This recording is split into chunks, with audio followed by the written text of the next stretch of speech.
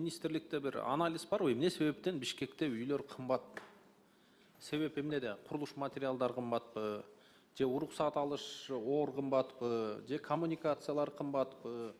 Же жумушчулар эмнеге бизде өткөндө мисалы мен Астанага бардым эле, ал жерде 500-600 доллардан башталат экен да квадрат метр Черновой.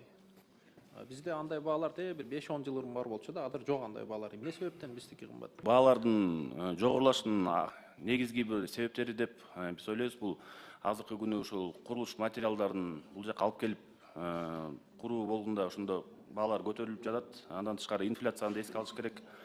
Андан тышкары азыркы күнү Бишкек шаарында спрос көбөйгөнбү, бирок баасынын акыркы 1 жылдын ичинде былтыркыга салыштырмалуу баасы көтөрүлдү. Аны моюнга алыш керек. Акай мырза, эми жогорку кеңеш 2 жумадан кийин каникулга чыгат. Ошон үчүн бизде азыр убакыт жок. Эртеңки курулуш комитетке бир анализ ала келиңизчи, эмне себептен кымбат? Ошол эле мисалы Алматы менен салыштырсаңыз болот. Сейсмология бирдей, курулуш стандарттар бирдей. Эмне себептен бизде үй ошого караганда кымбат?